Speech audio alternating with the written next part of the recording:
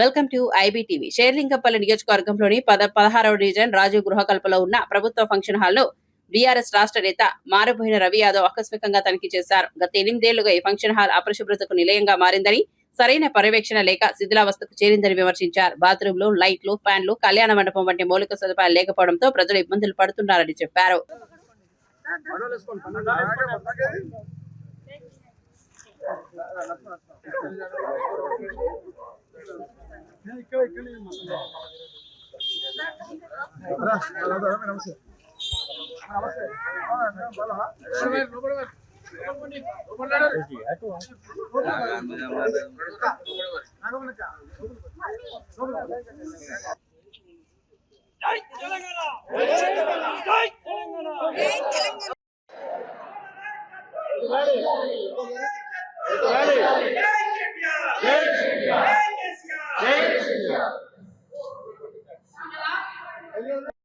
ఏంటంటే ఇప్పుడు function hall ఏ అధికారంలో కట్టిరో ఏ పాలనలో కట్టిరో ప్రజలకందరికీ తెలుసు. ఇప్పుడు కాంగ్రెస్ పాలనలో కట్టింది అయితే కాదు, ఇది బీఆర్ఎస్ పార్టీలో మన కేసీఆర్ గారు కట్టిన ఫంక్షన్ హాల్. ఇది ఎవరి స్వార్థం కోసం కట్టారో ఎందుకు కట్టారో అన్నది అందరికీ తెలుసు. సో కాకపోతే ఏంటంటే ప్రజల కోసం కట్టాము, పేదవాళ్ళ కోసం కట్టాము అన్నారు కదా.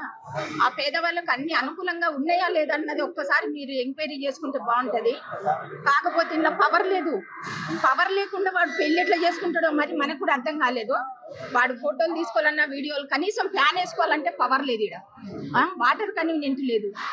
ఇది ఏ రకంగా లేదు. చెట్టు కింద చేసుకోవడం బెటర్. ఇది ఫంక్షన్ హాల్ కాదు, బయట గాలి వస్తుంది.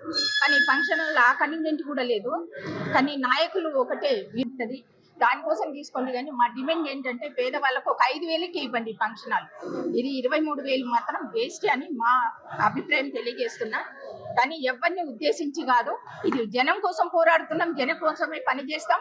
ఇక ముందు కూడా జనం కోసమే మాట్లాడతాం. ఇది ఎవరి పర్సనల్ కాదు.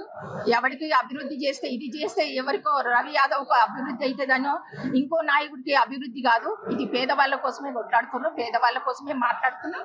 ఇక ముందు కూడా మీకోసం మీ మాట్లాడేది కూడా ప్రతి మాట పేదవాళ్ళ కోసం. ఏదన్నా ఉంటే మరి మన్నించండి. జై తెలంగాణ. ఈ ప్రభుత్వ పెద్దలు, ప్రభుత్వంలో ఉన్న నాయకులు, నేను మున్సిపల్ వాళ్ళకి మొట్టమొదటి ఏం చెప్తున్నా అంటే, ఒకటి ట్యాక్స్ కట్టకపోతే ఏం చేస్తావు, ఇంటికి పోయి తాళం పెడతానంటావు. ఇక్కడ 23,000 ఇస్తున్నాం, ఆ డెవలప్మెంట్ ఎందుకు చేస్తలేమని అడుగుతున్నాం సూటిగా.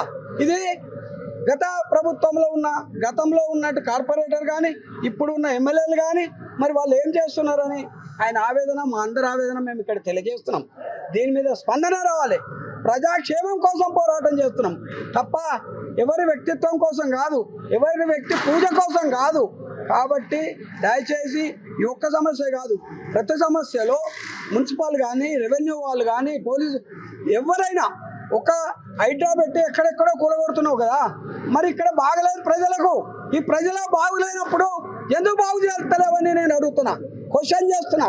కేసులు అడిగినోని గొంతులు పోతావా, నిర్బంధిస్తావా? కాదు. మేము రెచ్చగొండే ప్రసంగాలు కాదు, మా ఆవేదన, మా గుండె చప్పుడు మేము తెలియజేస్తున్నాం. తక్షణమే ఈ వారం రోజుల లోపల దీన్ని యుద్ధ ప్రాతిపదిక చేయకపోతే నీళ్ళల్లో రోడ్లు లేకపోతే ఏం చేస్తారు? ఆయన మీద ప్రజా పోరాటం చేస్తుంటే ఆయన మీద కేసులు పెట్టి ఆయన గొంతు నొక్కేయాలని చూస్తున్నారు.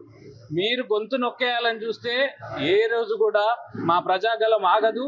మా బీఆర్ఎస్ పార్టీ నాయకులు వెనకపోరు. ఖచ్చితంగా మీరు ఎన్ని కేసులు పెడితే అంత ముందుకు పోతాం. ఇట్లాంటి అభివృద్ధి పనులకు మేము ముందుండి అభివృద్ధి చేయడానికి మీకు మేము సహకరిస్తాం. కావలిస్తే మేము వచ్చి ఊడుస్తామని చెప్పాం. మేము వచ్చి ఊడుస్తామని చెప్తే ఒక్క రోజులో పరుగున ఉరికొచ్చి వాళ్ళు ఏదో ఊడవడమో లేకపోతే ఇంకో పనులు చేయడమో, అది కూడా నామకే వస్తే ఒక రోజు చేసి, ఒక గంట చేసి ఫోటోలకు పోజులు ఇచ్చి పనికిమాలిన నాయకులు వస్తారు, మీరు నమ్మకండి అని చెప్పి వెళ్ళిపోతారు. కానీ అది కాదు కదా. ఇక్కడ అసలైన పనులు చేసే వాళ్ళని మీరు సహకరించకపోతే ఎప్పటికీ కూడా మీకు ప్రజాక్షేత్రంలో ఉండే అర్హత లేదు. ఖచ్చితంగా మీకు ఈ 2 ఏళ్లలో ప్రజలు చర్మగీత పాడతారు. అది ఆల్రెడీ మొదలైపోయింది. తరిమి కొట్టే రోజులు దగ్గరకు వస్తున్నాయి. జై తెలంగాణ. చేసుకుంటే అలా ఒక ఆనందం, ఒక తృప్తి ఉండాలి. ఒక ఫంక్షన్ ఇష్టం చెప్పేసి అదే కడితే ఈరోజు ఈ కాంగ్రెస్ నాయకులు ఏదో గాలి మాటలు మాట్లాడుతూ ఉన్నారు. గాలి మాటలు మాట్లాడకండి. మీరు మీ గాలి మాటలు మీరు మాడితే, మీరు ఒక్కరు మాడితే మేము 10 మాటలు వస్తుంది. మీరు ప్రజా సమస్యల పైన దృష్టి పెట్టండి ఫస్ట్. కొంతమంది నాయకులు ఉన్నారు ఇంకా వాళ్ళకు మాట్లాడే చేత కాక కేసులు పెట్టే చేత కాక కేసులు ఇంకొంచెం పెట్టిస్తాడు. బస్సులకు వస్తే ఒక మాజీ కార్పొరేటర్ ఆయన మాట్లాడకుండా పక్కన వాళ్ళతో మాట్లాడిస్తాడు.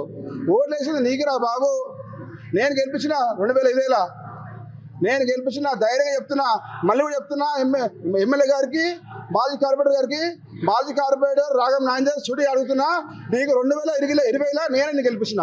ఇప్పుడు రా, నువ్వు దమ్ముంటే తుల్జాభవన్ గుడి దగ్గర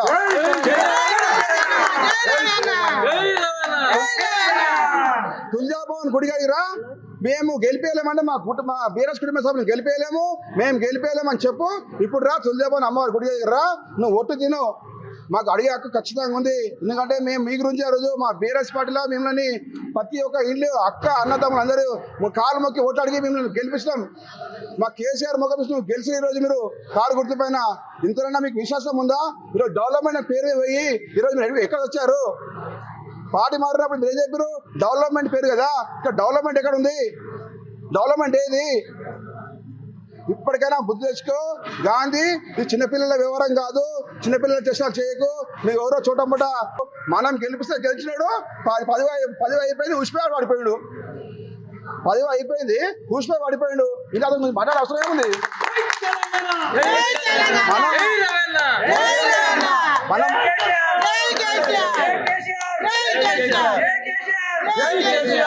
మన పార్టీలో గెలిచిండు, మనం గెలిపిస్తున్నాము. 10 అయిపోయింది, ఉష్పేట పడిపోయాడు. అతను పెద్ద అదే మనమే పెద్ద లీడర్లో మా బీఎస్ నాయకులు మన పార్టీలో గెలిచింది కాబట్టి మనకు ఏ ఒక్క ప్రజలకు ఏ ఒక్క నాయకులకు కానీ ఏమన్నా ఇబ్బంది జరిగితే మేము మాత్రం తక్షణమే ఎంటర్ అవుతాం. మీ యొక్క ఎమ్మెల్యే గాంధీని ఎక్కడికక్కడ మేము ప్రశ్నిస్తామని చెప్పేసి సందర్భంగా తెలియజేస్తా ఉన్నా. ఇప్పటికైనా మానుకోండి. ఈరోజు పెళ్లి ఉంది. మేము గత నెల చెప్పా ఈ యొక్క ఇల్లు పెళ్లిళ్ళు జరుగుతాయి, మీరు అప్పటి వరకు ఫంక్షన్ ఇంటి చేయని చెప్తే ఎక్కడ ఇంటి చేశారు? 23,000 కడితే 4 చీపురు కట్టలు పట్టుకొచ్చి నూక్తి అయిపోతుంది అనుకుంటారా మీరు? నేను నూకిరా అది అవునా? వాళ్ళకి మంచి చేయాలి, కానీ మీరు అడ్డగోలిగా మీరు మీ సొంత ఆస్తులు కాపాడుకోనికే మీ సొంతంగా మీరు ఎన్నో రకాలుగా మీరు ప్రజలలో మీరు కరప్షన్ గా మారిపోయి ఈరోజు మీరు అసలు ప్రజల సమస్యలు మొత్తంగా మర్చిపోయారు. ప్రజా సమస్యలు మొత్తం మర్చిపోయే రోజు మీరు మొత్తం ఇళ్లలో పండుకొని మీ ఆస్తులు సంపాదించుకోనికే మీరు చేస్తారు. కానీ ఈరోజు ప్రజలు ఇక్కడ పట్టించుకుంటున్నారు కాబట్టి మేము ప్రజా సమస్యల పైన నిరంతరం పోరాడతాం, నిరంతరం ప్రజలలో ఉంటాం. మిమ్మల్ని తరిమి కొట్టే రోజు అది దగ్గర ఉంది కాబట్టి 2028లో ఎమ్మెల్యే గాంధీని బొందు పెట్టడం ఖాయం.